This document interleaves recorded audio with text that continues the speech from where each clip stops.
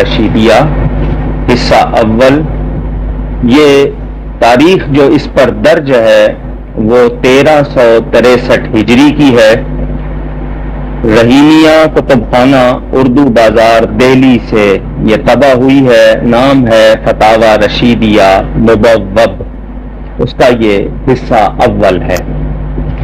اس کے صفحہ 19 کا حوالہ آپ نے بتایا ہے.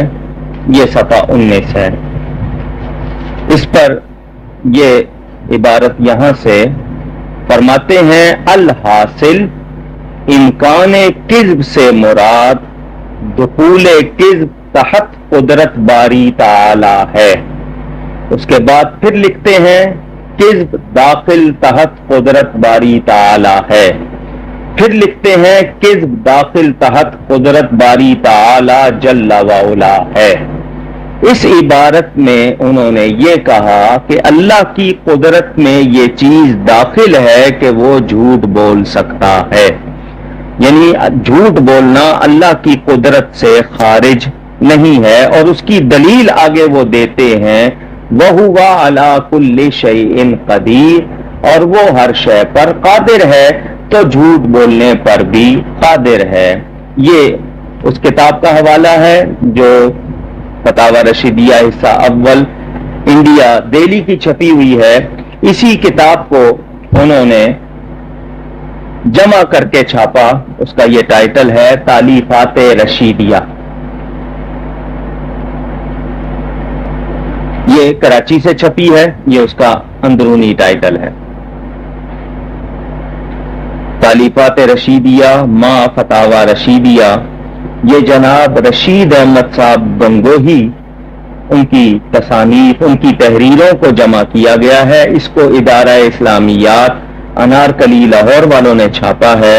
ان کے ساتھ وہ بڑے بڑے القاب لکھتے ہیں. اس میں بھی باقاعدہ وہ چیز موجود ہے. چنانچہ جو انہوں نے فہرست بنائی ہے پہلے فہرست دیکھ لیں. کتاب العقائد صفحہ نمبر 18. اس میں اللہ کی طرف جھوٹ کی نسبت. اس میں بھی میں صفحہ نمبر 98 اس پر بھی وہی عبارت موجود ہے الحاصل امکان کذب سے مراد دخول کذب تحت قدرت باری تعالی ہے. یعنی اللہ تعالی جھوٹ بول سکتا ہے. معاذ اللہ ثم معاذ اللہ. اللہ کی پناہ. اگر کوئی یہ کہے کہ میں نے اپنی طرف سے یہ جملہ لکھا ہے تو میں نے ان کی اصل کتاب آپ کو دکھا دی ہے جس میں وہ بیان کر رہے ہیں کہ اللہ تعالی جھوٹ بول سکتا ہے.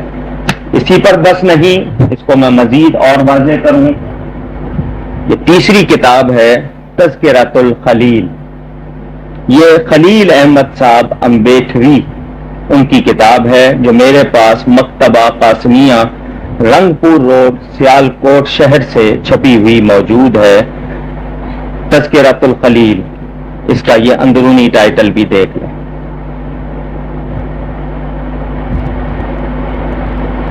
اور یہ ان لوگوں کے اسماء لکھے ہوئے ہیں. حالانکہ محمد عاشق الہی صاحب نام کے شخص نے اس کو تالیف کیا ہے لیکن جو اس میں اور دوسرے شامل ہیں ان کے بھی نام ہے. یہ دیکھ لیں. یہ 1969 میں چھپی ہے.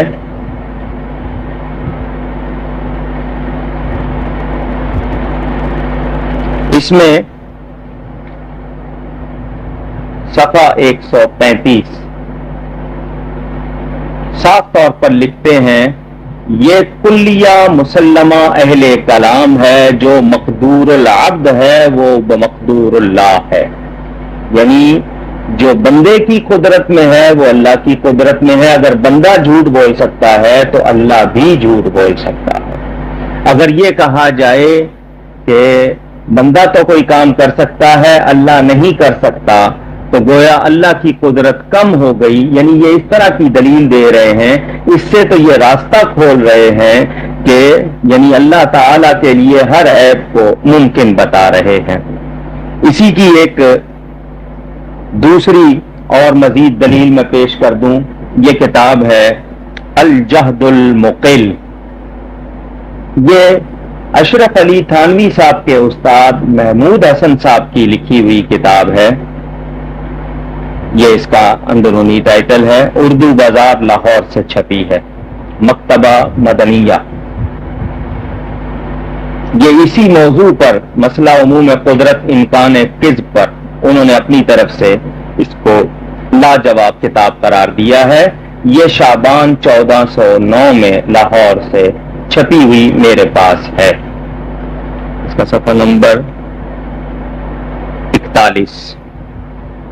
اب دیکھیں اس میں جملہ دیکھیں، وہ صاف طور پہ لکھتے ہیں افعال قبیحہ، افعال جمع فعل کی، کام قبیحہ برے خراب، افعال قبیحہ کیونکہ قبیح حسن کی ضد ہے، برائی کے معنوں میں، برے کے معنوں میں، افعال قبیحہ کو قدرت قدیمہ حق تعالی شانہ سے کیوں کر خارج کہہ سکتے ہیں؟ یعنی یہ کہ برے کام کرنا اللہ کی قدرت سے باہر ہے، ایسا کیسے کہہ سکتے ہیں؟ یعنی یہی کہیں گے کہ یہ چیزیں اللہ کی قدرت میں داخل ہیں۔ تو اگر میں نے اس میں یہ حوالہ دیا ہے کہ علماء دیوبند، دیوبندی، وہابی، تبلیغیوں کا یہ عقیدہ ہے کہ اللہ جھوٹ بول سکتا ہے، تو اس کے لیے میں نے آپ کو 4 کتابیں دکھا دی ہیں۔